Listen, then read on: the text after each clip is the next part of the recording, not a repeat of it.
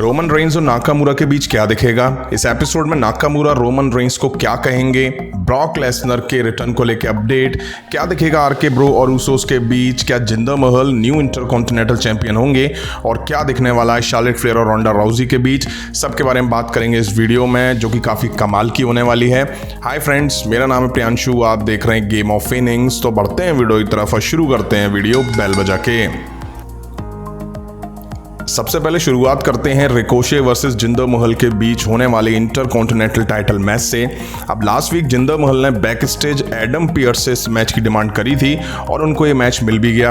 अब मैच कैसा दिखेगा ये तो स्मैकडाउन के एपिसोड में ही पता चलेगा, बट इस मैच में जिंदर महल पर एडवांटेज इसलिए भी होगी क्योंकि उनकी साइड शैंकी होंगे।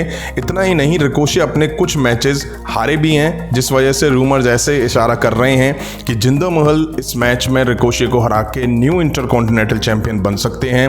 वैसे भी जिंदर महल रिकोशे से बेहतर हैं। वो फॉर्मर WWE चैंपियन रह चुके हैं, फॉर्मर US चैंपियन भी रह चुके हैं, एक हील सुपरस्टार हैं और माइक स्किल्स भी उनकी बेहतर हैं। तो अगर वो न्यू इंटरकॉन्टिनेंटल चैंपियन बनते हैं तो वाकई अच्छा होगा। अब देखना ये इंटरेस्टिंग होगा कि WWE एक इंडियन सुपरस्टार को चैंपियन बनाती है या नहीं। वहीं बात करें women's tag team champion Sasha Banks और नाओमी की, तो लास्ट वीक स्मैकडाउन और इस वीक रॉ में ये दोनों वुमेन सिंगल मैचेस में लिव मॉर्गन के खिलाफ बढ़ती हुई दिखाई दी थी। वहीं इस मैच पर शाइना बैजलर और नटालिया भी अपनी नजरें बनाई हुई थी, जिसका मतलब है कि WWE इस टीम को भी इनकी फ्यूड में शामिल कर सकती है। तो हो सकता है कि इस वीक के एपिसोड में WWE चैंपियंस को सिंगल मैच में नटालिया और शाइना के खिलाफ दिखा सकती है। अब देखते हैं न्यू चैंपियंस को WWE किस टीम के खिलाफ प्रॉपर फ्यूड में इन्वॉल्व करती है। अब लास्ट वीक मॉस और कॉर्बिन अलग हो गए थे। ये दोनों पिछले काफ़ी महीनों से साथ दिखाई दे रहे थे, वो भी ड्रू मैकिंटायर के खिलाफ फ्यूड में। अब कॉर्बिन अपनी रेसलमेनिया में हार को लेके मॉस को ही जिम्मेदार मानते हैं, जिसके बाद इन दोनों के बीच मारपीट दिखाई देती है। इसके बाद ये दोनों अब अलग हो चुके हैं और हो सकता है कि आने वाले इस एपिसोड में WWE इन दोनों के बीच एक मैच करा दे। अब मैच हुआ तो हो सकता है कि जीत उस मैच में मॉस की हो जाए, या हो सकता है कि कॉर्बिन मॉस पर बुरी तरह से अटैक कर दें, क्योंकि मुझे लग रहा है कि WWE इन दोनों के बीच रेसलमेनिया बैकलैश में मैच करा सकती है। अब देखना ये होगा कि WWE इन दोनों की फ्यूड को कैसे आगे लेके जाती है। वहीं लास्ट वीक WWE ने लेसी इवान के रिटर्न के बारे में अपडेट दे दी थी, तो देखना होगा कि क्या वो इस वीक के एपिसोड में एंट्री करती हैं, और करती हैं तो WWE उनको किसके खिलाफ उतारेगी। वहीं last week NXT superstar Raquel Rodriguez ने मेन रोस्टर में डेब्यू कर लिया था। हो सकता है कि वो इस एपिसोड में किसी स्क्वैश मैच में वुमेन्स के खिलाफ दिखाई दें, जहां वो जीत दर्ज करती हुई दिखाई दे सकती हैं। आप सभी को बता दूं, रकील 6 फीट लंबी वुमेन सुपरस्टार हैं। देखते हैं WWE उन्हें मेन रोस्टर में कैसे यूज करती है। अब WWE ने रेसलमेनिया के बाद ही न्यू डे को शेमस, हॉलैंड, बुच के खिलाफ इन्वॉल्व किया हुआ है। मुझे लग रहा था कि ये फ्यूड रेसलमेनिया के बाद खत्म हो जाएगी, बट ऐसा नहीं हुआ। हालांकि इनकी फ्यूड में कुछ मजा नहीं आ रहा है। वहीं last week Woods versus Butch के बीच एक मैच भी दिखा था, जिस मैच में वुड्स की जीत हुई थी और इसके बाद बुच ने अपना पार्टनर्स में ही थप्पड़ बजा दिए थे। अब हो सकता है कि WWE इस एपिसोड में कॉफी किंगस्टन वर्सेस बुच के बीच फिर से मैच दिखा दे, और हो सकता है कि वो ये वाला मैच भी हार जाएं और वो फिर से टेम्पर लूज करें, तो फिर शेमस और हॉलैंड मिलके बुच की अच्छे से खातिरदारी कर दें। अब देखते हैं इनके बीच क्या होता है। वहीं 4 से 5 महीने लंबी और बोरियत फ्यूड के एंड होने पर WWE ने लास्ट वीक रेसलमेनिया के बाद ड्रू मैकिंटायर को सैमी ज़ेन के खिलाफ दिखाया था, जिस मैच में फन देखने को मिला था। वहीं इस मैच का एंड काउंट आउट से हुआ था, क्योंकि सैमी ज़ेन रिंग छोड़कर भाग गए थे, या यूं कहूं मैच छोड़कर भाग गए थे। अब ड्रू मैकिंटायर का पलड़ा इस मैच में भारी दिखा था। अब ड्रू मैकिंटायर को लेकर स्मैकडाउन में कुछ भी इंटरेस्टिंग नहीं है, इसलिए हो सकता है कि WWE फिर से एक बार इस एपिसोड में Drew McIntyre versus Sami Zayn के बीच एक मैच दिखा दे।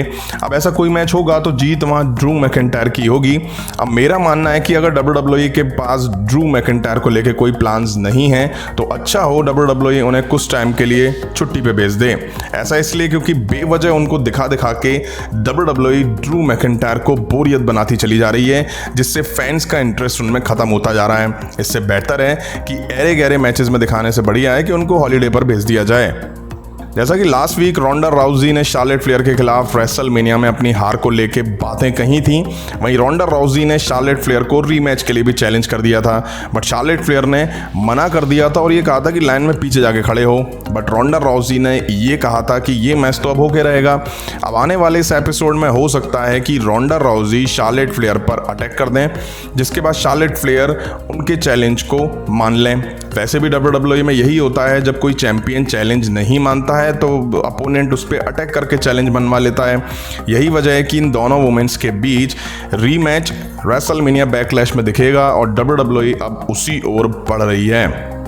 वहीं लास्ट वीक रोमन रेंज ने अपने कजिन ऊसोस से टैग टीम टाइटल को भी यूनिफाइड करने के लिए कहा था, जिसके चलते इस वीक हुए रॉ के एपिसोड में ऊसोस और RK Bro के बीच काफ़ी कुछ देखने को मिला।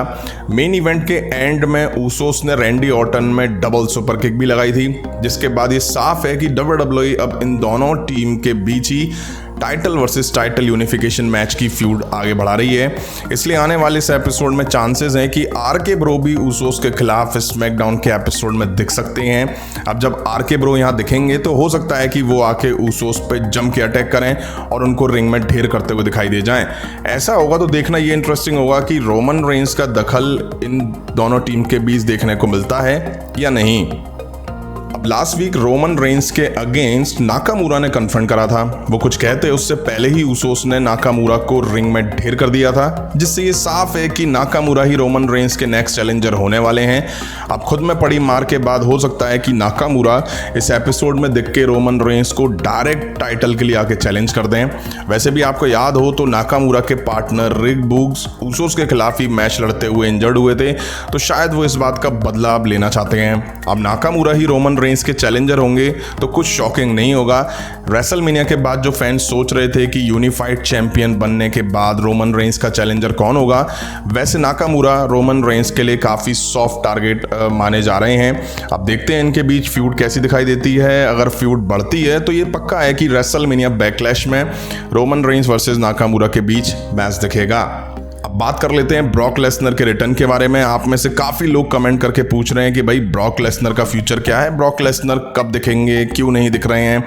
तो आप लोगों को बता दूं, रेसलमेनिया 38 के बाद भी WWE ब्रॉक लेसनर को रेसलमेनिया बैकलैश PPV के लिए एडवर्टाइज कर रही थी, बट अब से कुछ दिन पहले ही WWE ने ब्रॉक लेसनर को रेसलमेनिया बैकलैश PPV से हटा लिया है। मतलब ब्रॉक लेसनर आने वाले PPV बैकलैश में नहीं दिखने वाले हैं।